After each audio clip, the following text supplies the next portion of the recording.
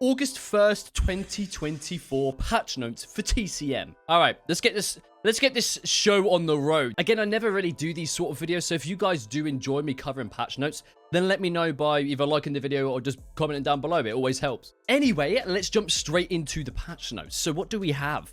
We have Cooks. That doesn't look so bad. I mean, I already knew about this, and honestly, God bless you all. You all have typed so many comments in reply to my community post. If you haven't already, then make sure to head over to the community post and comment either on that post or on this video, letting me know your favorite cook builds. So when this does drop on August the 1st, I can play it. The most important thing for this patch note is definitely the museum mode. They announced the museum mode, I think at the official release, actually. They announced that they was going to do it, maybe a little bit after the official release. And it's been such a long time. They did promise it was within the scope of this year, but we heard nothing about it until now, until the August the 1st patch, baby. We're going to see museum mode. It says freely explore the mad and macabre of the iconic family house. Along the way, you'll discover puzzles and facts pulled from the history of Texas Chainsaw Massacre, but will you survive, and what will be left of you?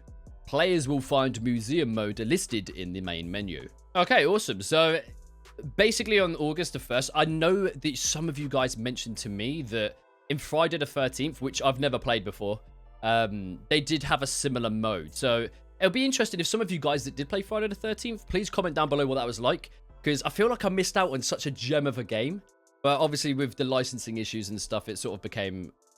And I guess the cheaters I heard about as well, it may have become just a bit too much to handle for a newbie like myself. So I feel like I was a bit late to that party. But yeah, let me know what the museum mode was like in Friday the 13th. I'm kind of interested to read all the lore on it and stuff. That'd be kind of cool for you guys. Now, the other big change is the grandpa perks. So as you can see here, there's quite an array of perks that's been amended since the 16th, July the 16th patch. They did say they were going to do it, so I guess it makes sense to do it in the subsequent patch. But yeah, let's go ahead and read some of these and see what they've managed to muster up, since everyone complained on the Reddit, as far as I'm aware. It says Suffocating Grip has been changed to level 1. It will now activate at level 1. Now, that's not necessarily a bad thing. It may counter the grappling meta, especially if a lot of people choose fight. They may reconsider fighting people at level 1. But again, this is very dependent on the family actually running this perk and even bothering to level grandpa in the first place. But I mean, I guess you could call it a step in the right direction, right? And as it says here, it was previously a level 2, which, yeah, it was kind of bad being level 2. But at the same time, I don't know whether I agree with it being level 1, because it is a very, very strong perk. Not only that, actually, I've just realized, not only that, they've actually amended the perk and tuned it as well. So now it says the close encounter minigame is easier by 25% when it was previously 20. They finally added a note here. I think this UI should be in the game. I digress, but I think these sort of descriptions should be in the game, because so many people were like, Suffocating Grip only activates on the user that applies it and equips it within the pre-game lobby. That's never been the case. It says it applies to all family members, but this information needs to be within the UI within the game, so it dispels all sort of ambiguity. But yeah, I don't agree with it being Suffocating Grip meta, baby. So I don't agree with it being level 1 and having this 25%, because most of the time when I have Suffocating Grip online, I will win close encounters even without Suffocating Grip. This is, I mean, again, this may deter victims from wanting to close encounter as much now. Who knows? It seems like a bit of a workaround to choose fight issue at the moment. But anyway, next one is Nobody Escapes Hell. Okay, so what have they done? It says it will now activate at level 2. Interesting. When it was previously a level 3 perk. Now, I do agree with it being at a lower level, but level 2, I think level 1 is the more reasonable option, because by the time the rushing meta is still rife within TCM. It's probably worse than it's ever been now, actually. Family aren't really able to, if the victims are rushing, set up their traps and collect blood. So it's kind of counterintuitive to put it at level 2, because there's got to be, unless they're planning on doing something for the rushing meta, because when the victims rush, you don't even get a chance to set up your traps, let alone even consider collecting blood.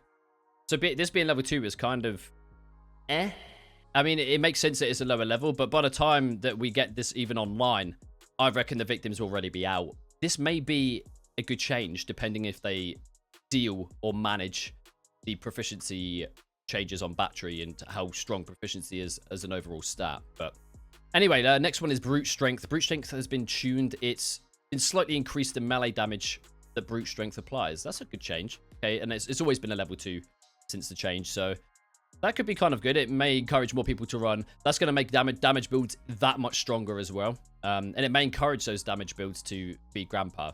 But I doubt it. I feel like the damage builds are already strong enough as they are. Swinging for defenses has been changed to 25% when it was previously 20%. Okay, that's not too bad. Again, that's not applicable to Leatherface, of course.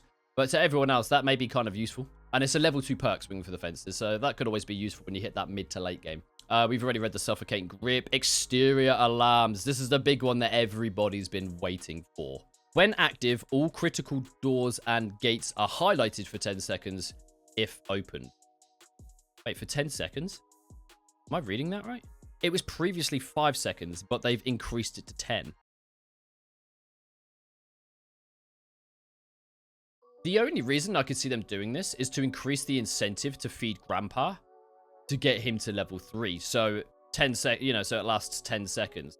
It's basically meant like, oh, if you get him to level 3, you're going to get more of a benefit. But I just think exterior alarms just needs to be overhauled at this point. Again, it's subjective, it's my opinion. I think exterior alarms shouldn't work on basement doors, and I think that's the same with everyone in the community that believe that.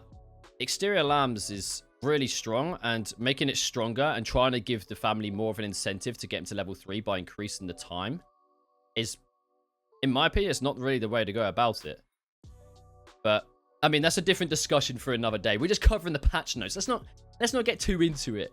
Nobody Escapes Hell is next, and we've got the minigame for locked doors is 50% more difficult, which now that matches Cook's padlocks, his security pins, when he has that perk online. Locks are going to be just as challenging to get through as Cook's padlocks now, when he has security pins. I mean, that could slow down the rushing meta. Wasn't Nobody Escapes Hell... Yeah, it's level 2 as well now because of this change. So, Nobody Escapes Hell is now level 2. And on top of that, it's also 10% more challenging. So, it's 50% overall more difficult. That's an interesting change. We'll see how that pans out. That may actually make blood builds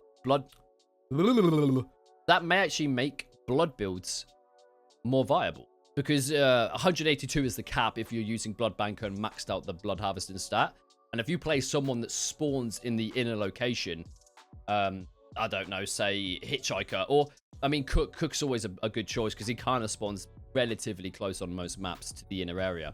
If you can get 3 buckets, get about 120 odd blood, I think it is, or 130 blood. You just have to do that a couple times, and there you go. You got Nobody Escapes Hell, and it sort of makes up for the fact you're not running a meta damage build like Scout or Serrated or anything like that. So, who knows? That may actually make blood builds... excuse me. It may actually make blood builds more viable. We'll see. Again, I'm just reading this, and I'm going to put my hands up. I have no idea how this is going to work on live servers. But I guess it's just experimenting with it. Just take it with a pinch of salt.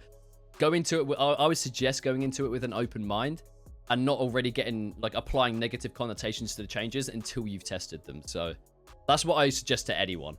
You know, get the first-hand experience before you're like, that's on paper, that's terrible. I hate this change. And the next one is Don't Have All Day. And the stamina drain has been decreased by 25%. So it's very similar to Swinging for the Fences just here. It's gone up to 25%. That's not bad. Again, that's like a change that will help out the slower characters, I guess, or the characters that don't really spec endurance to be able to run longer distances. So that's not really a bad change. It's still a level 3 perk though. Don't Have All Day. And then of course we just got the general fixes down the bottom, which is the hands traps in victims' inventories, which was an issue.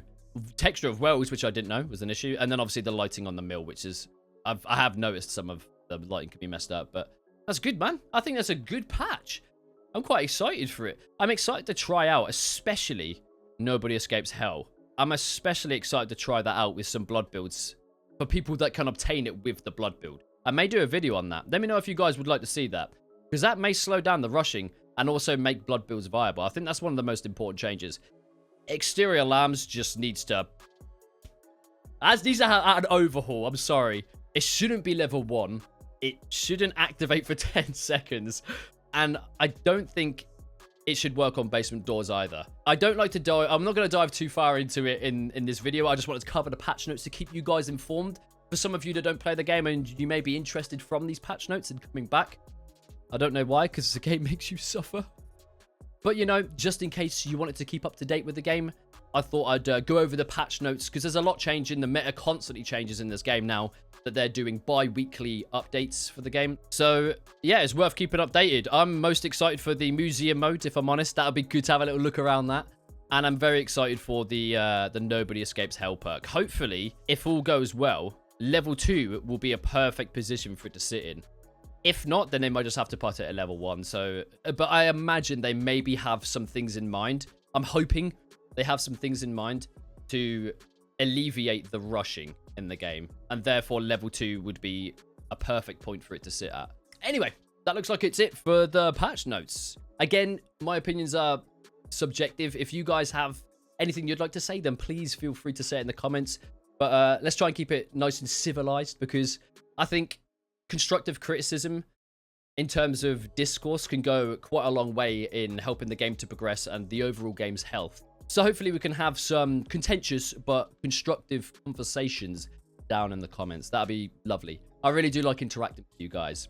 But yeah, that's it. I'll give you one more look at the man himself. Oh, so handsome, man. That's going to be my hairline in about 4 years. I'm calling it, guys. Anyway, that's going to be all from me. If you enjoyed me doing this content and you'd like to see more, then please leave a comment and a like down below. And I'll catch you guys in the next TCM video. See ya.